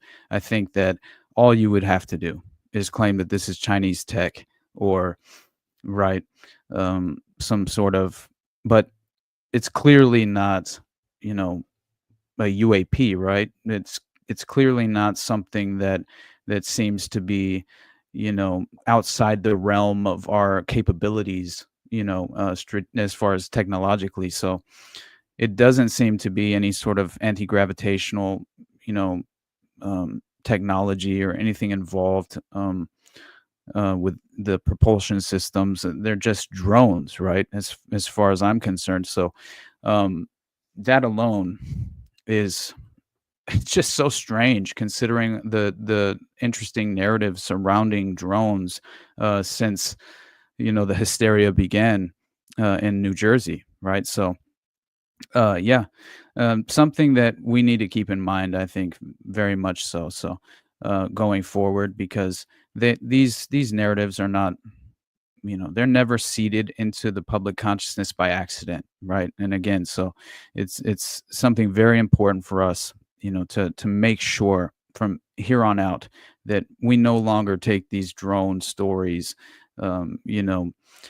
just honestly, the level of control we have militarily over the U.S. airspace, it's so strange to me that this would even be plausible, So I just think that it has to be, as far as our military performing these strange events with the drone systems, and again, in some strange way of providing a pretext, while also, of course, achieving this sort of hysteria, right? So who knows? But of course, we have to consider the fact that, modern fifth generation warfare, right? Which I basically called one of our last streams. I put in the title "Fifth Generation Warfare" because, it's conducted through non-military action, right? And it's very much social engineering and disinformation. And so I just think that we're in the midst of an information war. And so all these various narratives that crop up, are in order to achieve psychological control and manipulate our perception as far as the public perception. And so the last thing I want to show you guys before we finish with the PizzaGate story is just one final thing on the fires, because I thought at the very least, you see all these strange drone sightings, or well, these are UFO sightings in regard to the LA fires, and it's during the fires over where the area is burning, and you see these strange like beams of light flying through the screen on either Fox News had a couple. There's a bunch of different videos you can go find out there, and to me, as I said before, my first thought is Maui style directed energy weapons, especially when you consider the Pacific Palisades and the aftermath, right? The brutal effect of really just the utter chaos and lack thereof any buildings in existence, as of now in the area. And I have at least it was interesting. Richard Booth had tweeted about it and showed this video, and it doesn't make any sense. Because clearly you have door handles melted off, glass is all melted, and as he suggested, it looks like the Pacific Palisades was hit by some sort of thermite bomb, because what kind of wildfire could be capable of something like this, right? And I think that's a brilliant point and worth acknowledging as well, because again, it is extraordinary the aftermath and the consequences of that fire in Pacific Palisades. It was wiped off the map. It looked identical to that of Maui and the aftermath of that tragic event. And so, in my mind, again, wow, like the fact that they couldn't, control this burn and these fires, and then again, each one have been started as an arsonist allegedly started these fires, and then you have them cropping up all over the place. Again, I said West Hills was the last one, right? And I believe there was even another report of somewhere else this morning that is definitely on fire at this very moment. So it's I think this could potentially be some sort of strategic burn in some ways, because if you look at the fact that some of these houses, right, and who knows how accurate this is, but I saw that this individual, he had a house worth $4.5 million was its value, and then basically what I'm seeing is that he was offered $75,000 for the plot of land because it was very small, and it's entirely destroyed. And so again, the plot of land, $75,000 was the offer on a $4.5 million valued home. And so BlackRock and Blackstone Capital have to be just sitting there rubbing their hands together with this opportunity. And again, as Granola Grin says right here, the LA Olympics in 2028 have much more space for development now. Exactly. And guess what? You look at the plan for the strategic smart city, evolving Los Angeles into this newly embraced strategic smart city by 2028. That was the goal. And so I'm not at all surprised. This is how you escalate that agenda, right? You facilitate that agenda, and now it seems like it's much more on schedule and achievable within that that sort of time frame. And that's a tragic prospect, but I'm very much under the impression that again, instead of viewing these things through the cultural war lens, right, and the duality of the political spectrum, it starts to make far more sense that this is the political elite, this is the political class that use each other to accomplish what the other cannot. And so this is, inevitably they've seeded the landscape with these pretexts of ineptitude in regard to California state officials, which of course is the truth, right? But again, what is a limited hangout, right? A limited hangout is they expose a part of the truth through the process to gain the public's trust, right? And so it's a very strategic and deceptive way of presenting these narratives, but it's exactly what these mind manipulators tend to do. It's a consistent, reappearing strategic, viable option as to how they kind of warp our consciousness, and it's really subconscious manipulation, right? We're falling into the pre-designed traps. And so the fact that Gavin Newsom this is so funny. As far it's not, because it's, again, the consequences of it are tragic, but I almost played this earlier before Jose left, but it does go to show. And keep in mind his direct connections to Nancy Pelosi, and this is all in the family, right? And so, you don't rise to these powerful positions by accident, right? Like, and again, you're owned and compromised by special interest groups, or you were sort of bred into this through dynastic family connections, right? And that's always the case. I mean, it just really is. And it's undeniable at this point. You're not just some random, ethical person who grew up in a small town in a rural community and rose to a powerful position because you have ethical standards and you have the best interests of the people at heart.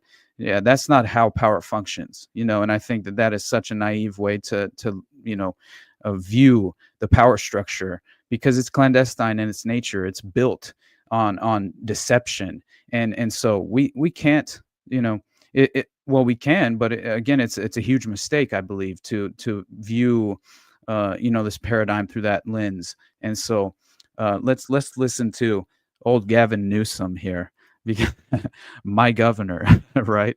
And yeah, it's safe to say I will have to find my way out of Los Angeles here in the future.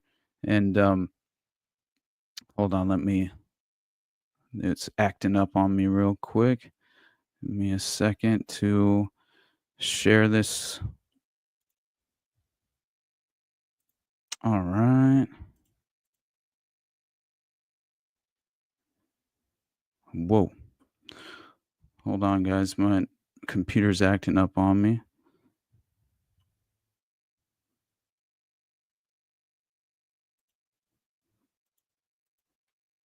Interesting. Give me 1 second, you guys. I don't know what is happening here. Okay, there we go. It was messing up for some reason.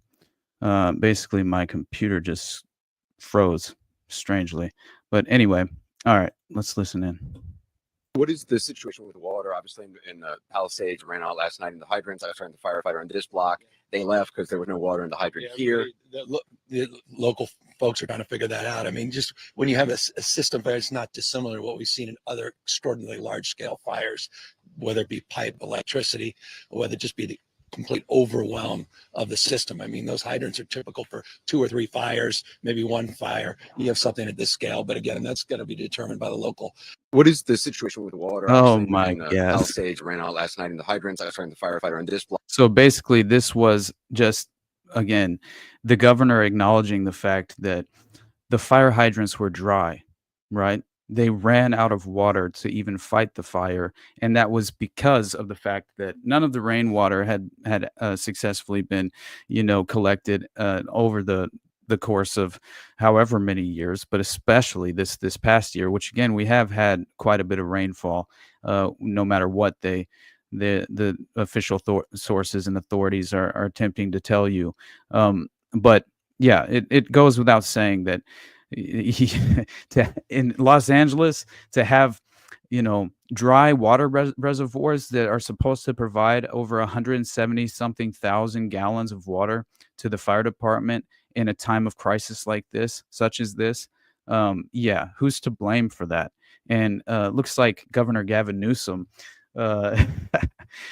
it seems as if he would like to blame the local authorities and the public officials within the local landscape more so than any sort of state government implication of blame, right, going around.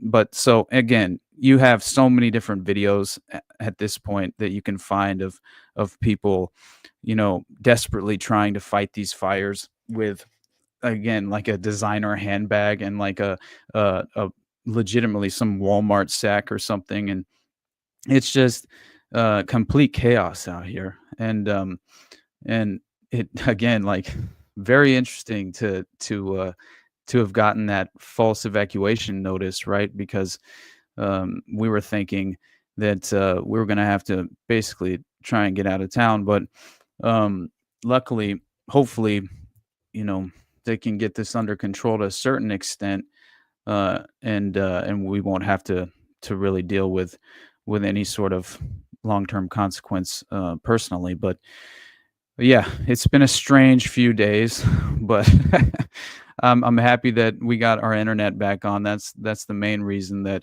unfortunately I couldn't do a stream yesterday, because that was the original plan. But yeah, so before we get out of here, I would like to mention the fact that we do have a strange PizzaGate, right? A very interesting story that is involved with PizzaGate at this moment, and it just recently surfaced, and it's something that caught my eye instantly, and it's mainly because, I covered it at a pretty deep level, in a solo underclass podcast episode. Actually, apparently, it was too much for YouTube, unfortunately, and it was one of a few. I think I've had 3 that I'm not allowed to have on YouTube, and basically, it was the JFK episode, it was the PizzaGate episode, and then there was one other episode that was also banned, which the Hitler episode. Yeah. Yeah, that, which makes a lot of sense. But yeah, so if you guys want to check out any of those episodes and you can't find them on YouTube, there's a reason for that. So definitely you'll have to go to a different podcatcher, whether that's Apple, Spotify, or whatever you guys use. I'm just throwing it out there because it is important. I think I kind of I use the framework of the whistleblower, right? Seth Rich, who was basically executed after leaking, the Podesta emails through a thumb drive.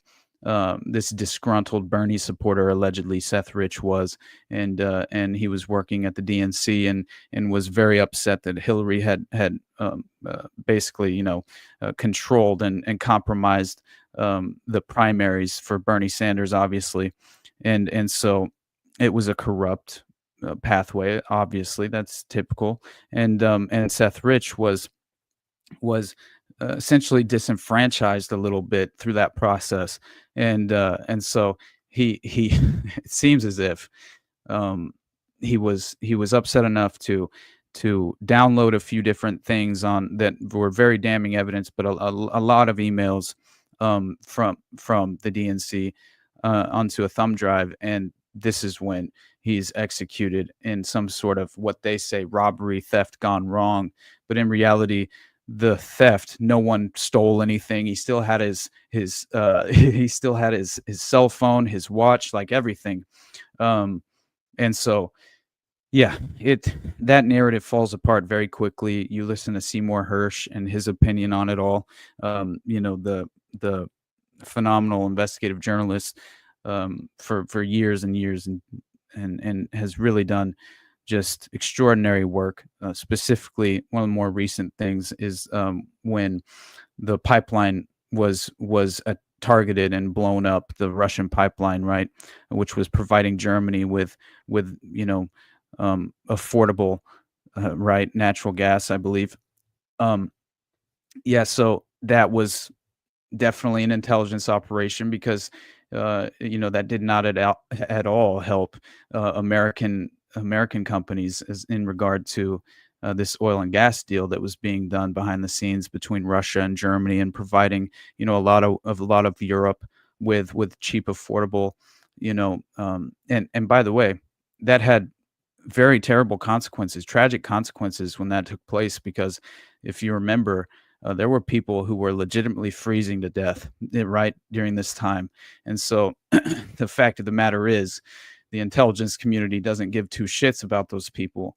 And yeah, they would much rather have some sort of victory in regard to, denying, any sort of asset such as that natural asset, which could, create a viable option for, an alternative to American industry in regard to that, which of course would affect us, but I'm not a nationalist, right? So it's not how I view the geopolitical chessboard, right? So, but before I get carried away, it's important to mention that this PizzaGate, a man notorious for shooting up a pizzeria in D.C. where he wrongly believed, this is the official claim, right, that Hillary Clinton and other Democrats were running a child sex ring. Now he's been shot and killed by police in a traffic stop. This is according to media on January 9th. And so I looked this up, and last night, I just quickly read through a New York Times article, and basically it just goes out. It just explains the bare bones of what exactly took place with Edgar Madison Welch here. And so this is what I think is important to at least explain apparently how this took place. And let me pull it up on, again, I had to take screenshots of this because once again, it went directly behind a paywall about as fast as you could possibly imagine, right? So check this out. This is from screenshots that I sent to my email from a New York Times article. And so this headline says, "Man convicted in PizzaGate shooting is killed in confrontation with police." So Edgar Madison Welch, 36, of Salisbury, North Carolina, who was sentenced to 4 years in prison for the 2016 shooting at a Washington restaurant, was fatally shot after he pointed a gun at an officer during a traffic stop, the police said. So already, very strange. He's pointing a gun at officers during a traffic stop. And he's 36 years old. I believe in 2016 is when the DC Comet Ping Pong Pizza place was when he went in there with the gun. So yeah, I think he served 4 years, I believe, and he's out. He's been out since then. So a man in North Carolina who fired a rifle inside a Washington restaurant in 2016 because he wrongly believed an internet conspiracy. So this is the framework of the times, known as PizzaGate, was fatally shot by the police in North Carolina over the weekend when he pulled out a gun during a traffic stop.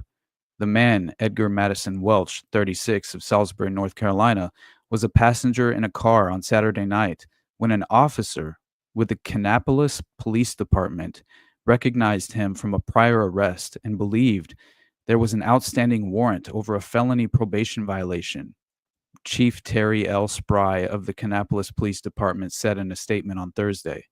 When the officer confirmed his suspicion and went to arrest him, Mr. Welch pulled out a handgun and pointed it at the officer. So already, I will point out the fact, he's a passenger in this car, and an officer recognizes him from a prior arrest, believing there was an outstanding warrant over a felony probation violation. So that's strange already. So to me, I'm thinking that he has more than, I mean, I guess if you're local police, maybe you would be aware of this guy, directly due to the events that occurred in 2016, but I don't know. I guess he's already had run-ins with the local police to a certain extent, so clearly they knew him personally to recognize him, just by looking at him, right? So the police officer and a second officer ordered Mr. Welch to put his gun down. Imagine pointing a gun at the police in a traffic stop and not being shot. Like that already is very strange to me. I mean, a lot of people have been shot for much less, is all I will say. Mr. Welch died on Monday at a hospital in Charlotte as a result of his injuries. Neither of the officers So he did not comply. They shot at him, the department said, after he was aiming the gun. Yeah, interesting. So Mr. Welch died on Monday at a hospital in Charlotte. Neither of the officers or any of the other passengers in the car were injured. Annette Private Keller, director of communications for the city of Kannapolis, about 30 miles northeast of Charlotte, said that the city believed the man who was killed was the same person who was sentenced to 4 years in prison for the PizzaGate episode. He shared the same name, place of residence, and age. And then it goes in to explain, the bare minimum about the PizzaGate narrative, of course. And it says the shooting at Comet Ping Pong Pizza, a parlor in Washington, came amid a frenzy of false online rumors and accusations. So not even worth reading, because clearly this is a false framework for the what actually occurred, because I'm well aware of the reality behind the allegations involved with the PizzaGate claims and the case itself. And so let's see. On Thursday, in an interview with The Times shortly after the shooting, Mr. Welch admitted that the intel on this wasn't 100%. He was described in the article as being soft-spoken and polite, and he mentioned that he liked the outdoors. He also said he did not believe in conspiracy theories, but said that the September 11th attacks needed to be re-examined. So this guy, come on, imagine being, convinced enough to walk into a pizza place with an AR, and yet this is the character background that's being presented to the public.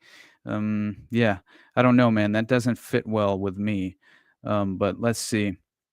I also think that something that is really important to point out is the fact that if you know anything about Edgar Madison Welch, then it starts to make more sense, because consider this, right? So 3 doors down from Comet Ping Pong Pizza was another pizza restaurant by the name of Besta Pizza, right? And this Besta Pizza had a logo that happened to identically resemble the little boy lover pedophile code symbol based on the 2007 declassified FBI document, right? And if you look this up, it's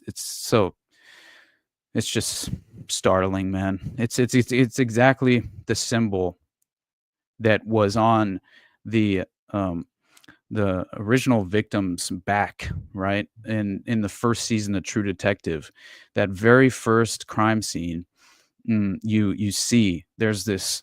Of course, she's staged in prayer position, basically, being sacrificed to the world tree, as in Odin in the world tree. I forget the name of the painting, but it's a very mythological in nature, and essentially they had crowned her with a crown of antlers, and had put her in a nude prayer position, sacrificing herself to the world tree, and on her back was this same exact symbol that you go and look it up, and it looks like the hand of a child that's just like barely able to even draw the symbol.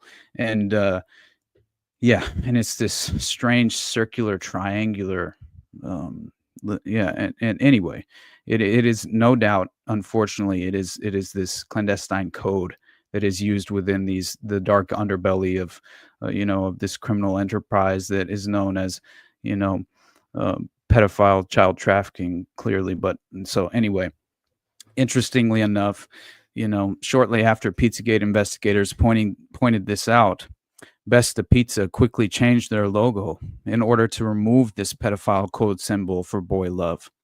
So beyond that, there's an even more head-scratching connection. Besta Pizza was owned by Andrew Klein, who happens to be one of the 4 attorneys for the Department of Justice serving in the Human Trafficking Prosecution Unit in the Civil Rights Division as a Clinton appointee. So again, keep this in mind. This is 2016. This is an election year, right? Who's running for president at this time? So he also provides nationwide training to United States attorneys on the prosecution of child trafficking cases. So theories began to emerge, linking a handful of surrounding businesses of the conspiracy, even naming the Beyond Borders charity that was focused on Haiti and funded by the Clinton Foundation, allegedly working to end child slavery and prevent violence against women and girls in Haiti. And if you know about the Laura Silsby story, this would shock you, but not at all would it be unbelievable. This is exactly how they would operate, because Laura Silsby, of course, was caught trafficking children out of Haiti, right? And it was Bill Clinton himself who went out there on her behalf in order to get her freed. And then once again, what happened to Laura Silsby? Well, she inevitably ends up working for the Amber Alert system as an authoritative figure in the Amber Alert system in the domestic United States. So that was her reward. So that's what these people do. They exploit international crises, right? I mean, it's a terrifying thing. It's very sad, but so this grew to a crescendo when ultimately a 28-year-old actor with a confirmed IMDb page by the name of Edgar Madison Welch would play out his next role as a disturbed conspiracy theorist driven by QAnon to drive to DC with an AR-15, only to fire 3 shots that allegedly struck the wall, a desk, and a door. Now, I also heard that it struck the computer hard drive in the restaurant itself, so could have potentially been the overall point and I would say, strategic motivation for Edgar Madison Welch to have walked into Comet Ping Pong pizza place with these intentions in the first place. So in a very unusual display of police response, Welch was uncuffed while still at the supposed crime scene and can be seen standing in a very casual pose with his hands on his waist. He would later explain to the cops that he had planned to self-investigate the conspiracy theory. So, however, another version of the story has been circulating online that posits that Edgar Madison Welch had actually lived in Haiti for a time, only recently coming back before his unusual trip to Comet Ping Pong Pizza. It turns out there exists a compelling alternative theory that Welch was actually there in order to provide a palatable false flag narrative to the public, all while staving off the need for a legitimate investigation into the claims being made surrounding human trafficking through these particular businesses. So this inherently painted the business owners as the victims of harassment and now even potential violence in the minds of the public. So Edgar Madison Welch, he happens to have been an actor whose IMDb page lists 3 films produced by Forever Young Productions. Forever Young Productions. And whose dad, Harry Welch Jr., not only owned Forever Young Productions, but also served as executive director for Protect a Child, a national nonprofit organization meant to prevent abuse and abduction of children. He's even been reported to have national security clearance from the Department of Defense. So that is Harry Welch Jr., the father of Edgar Madison Welch. And as I said, man, as I said in my PizzaGate episode, it's time to justifiably incite a moral panic, right? And I'm very concerned that things of this nature don't happen by accident. And Edgar Madison Welch was probably a loose end. And who knows? Who knows what else factored into this death? But I certainly can't accept it at face value, right? So in my mind, PizzaGate has just been created as clearly just another cleverly crafted media trope that was meant to be used as a tool in this state-sponsored cover-up of a prolific pedophile network based out of Washington, D.C. So if you guys, if you're interested in, a little bit more of those details, like I said, go check out the PizzaGate episode. I've been kind of reeling down these rabbit holes the past couple of days surrounding a certain few stories that I'm considering doing. that yeah, it certainly is hard to wrap your head around all of this, isn't it? Absolutely, my friend. But yeah, I appreciate you guys showing up. I really do. I'll definitely do another live stream. Sure we'll do it on Monday if we don't do something tomorrow. So yeah, that's the plan. But again, I've been reeling down these rabbit holes, reading about the Odyssey Foundation and the Dean Corll murders and their connection to North Fox Island, and also the Fort Bragg murders, right? And their strange similarities to the Manson murders and Helena Stokely, and you know, what I found so crazy about that is that apparently even Lieutenant Colonel Michael Aquino, you know, who's the founder of the Temple of Set and deeply tied in with the Presidio case and Franklin. There's just Aquino props up and surfaces in many different aspects of these horrific networks of abuse. But it turns out that in the context of the Fort Bragg murders, not only were they clearly, there were reports that apparently large amounts of heroin were being trafficked at the same time in the 70s through Fort Bragg. The heroin was being trafficked from Vietnam through Fort Bragg through these body bags and was distributed through the U.S. domestically subsequently after.